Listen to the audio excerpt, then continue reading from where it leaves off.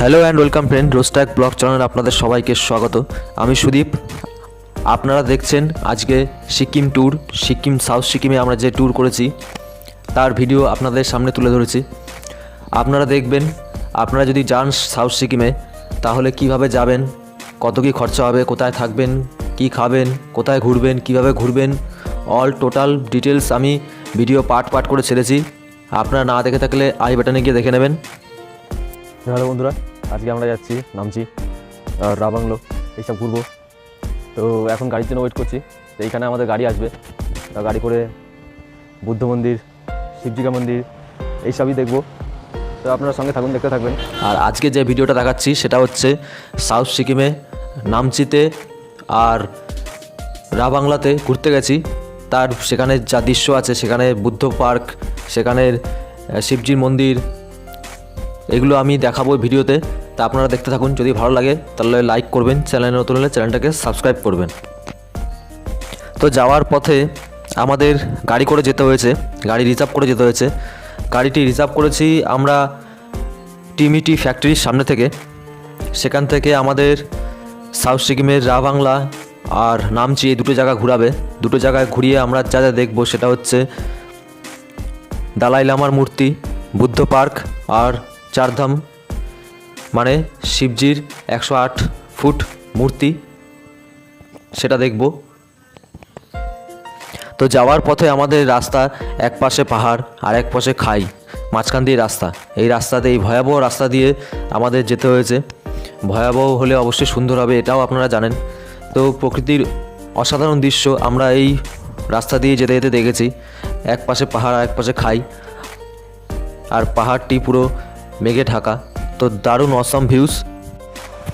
বন্ধুরা, ফাইনালি আমরা বুদ্ধ টেম্পলে চলে এসেছি এবং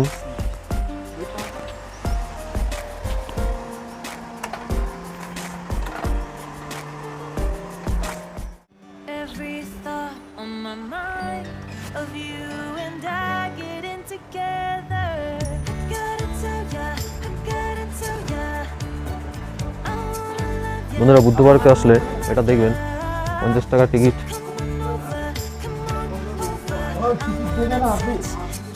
ভিতরে বুদ্ধ পার্কের ভিতরে।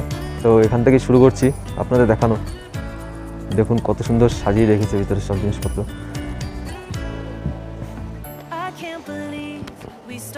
অনেক উঁচুতে আছে, এখানে ঠান্ডাও আছে, এই জন্য জ্যাকেট পরে এসেছি। আপনারা আসলে যদি গরমের সময় আসেন তবু অবশ্য সাথে করে একটা জ্যাকেট নিয়ে আসবেন, কারণ এটা কম করে 2200 মিটার উপরে অবস্থিত এই বুদ্ধ পার্কটা, যেটা রাবাংয়ে অবস্থিত, সাউথ সিকিম। তো আপনারা আসলে অবশ্যই জ্যাকেট নিয়ে আসবেন, ঠান্ডা আছে। আমি জ্যাকেট পরে আছি, তাও ঠান্ডা লাগছে, এত সুন্দর, এত ঠান্ডা হাওয়া এখানে। আর এই দেখতে পাচ্ছেন বুদ্ধ মূর্তি, এটা হচ্ছে বুদ্ধ টেম্পল। এখানে অনেক কিছু দেখার আছে, দারুণ দারুণ ভিউজ আছে, সুন্দর সুন্দর ছবি তোলার জায়গা আছে।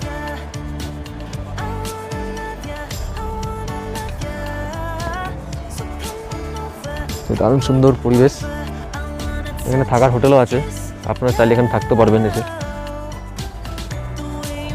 আপনারা আসলে অবশ্যই এখানের এই প্রকৃতির সুন্দর নজারা আপনারা নেবেন, প্রকৃতির এই সুন্দর ভিউজ আপনারা উপভোগ করবেন। তো প্রকৃতির এই সৌন্দর্য উপভোগ করতে করতে সোজা এগিয়ে চলছে এখন বুদ্ধ পার্কের দিকে। আপনারা যে বুদ্ধের মূর্তিটা দেখছেন সেটা হচ্ছে 130 ফুট উঁচু, যা এর প্রধান আকর্ষণ হিসাবে নির্মিত। এই পাথরগুলো দেখুন, বড় বড় পাথরের খণ্ড। এই গাছগুলো দেখুন, এই গাছটা হচ্ছে ওষুধি গাছ, মানে কেটে গেলে ব্যথা জায়গায় এই গাছ ডলে লাগাতে হয়, তাহলে ঠিক হয়ে যায়। তো দেখুন, এখানে বসে গল্প করার জন্য ভালো ব্যবস্থা করা আছে। জলের ফোয়ারাটা দেখুন, দারুণ সুন্দর লাগছে, অসাধারণ।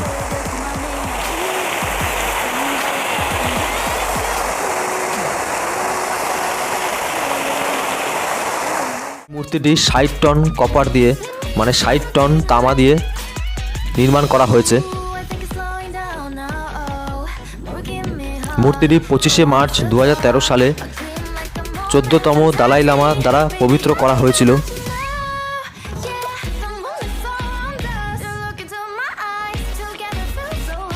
নিচে সব কার্পেট পাতা।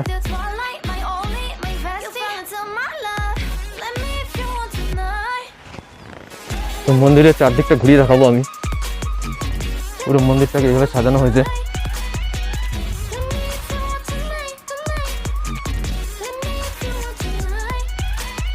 দেখুন এখান থেকে একটা যাওয়ার পথ আছে। এখান থেকে গিয়ে এখান থেকে উঠে ওখানে সাইড সিনগুলো দেখতে পারবেন, ওটাও আমি দেখাবো। আগে আমি মন্দিরটা দেখিনি।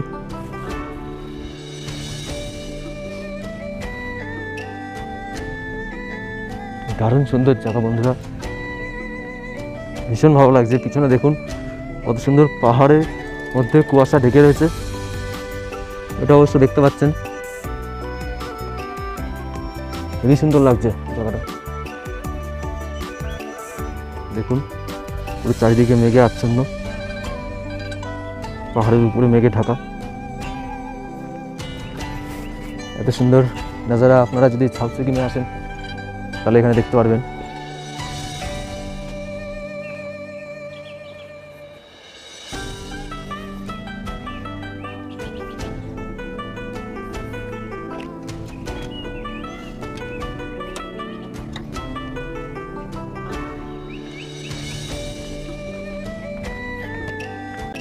हाँ है कोई तो बचा जो जीने का मजा क्यों आने लगा, हवाओं में है क्या थोड़ा सा जो नशा क्यों छाने लगा। এই গানটা শুটিং ঠিক এরকম প্লেসেই হয়েছিল, কিন্তু হয়তো জায়গাটা অন্যরকম ছিল। ওটা সিমলা মানালি ছিল, এটা সিকিম, কিন্তু এরকমই ছিল।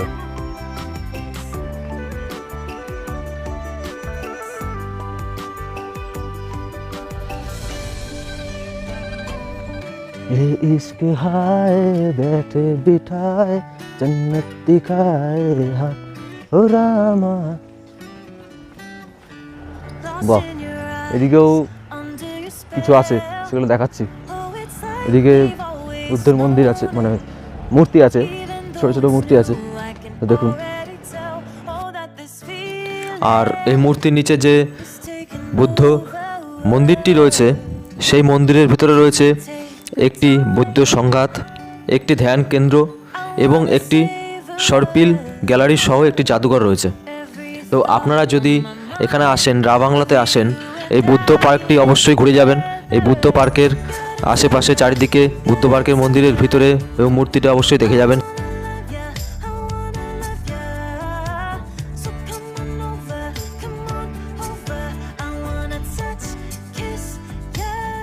তো এইখানে বসে গল্প করার মতো জায়গা আছে, এখানে বসে ওই পাহাড়ের নাজারা আপনারা দেখতে পারবেন।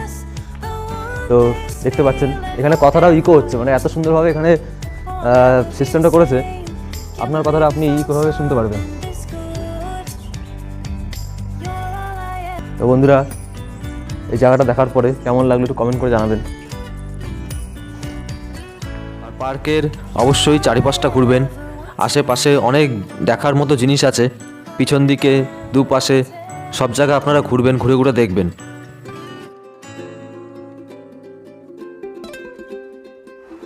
তো এখন মন্দিরের ভিতরে যাচ্ছি। ফটোগ্রাফি স্ট্রিক্টলি প্রহিবিটেড ইনসাইড, ভিতরে ক্যামেরা অ্যালাউ নেই, তো যার জন্য বাইরে থেকে দেখুন যতটা দেখানো যায়।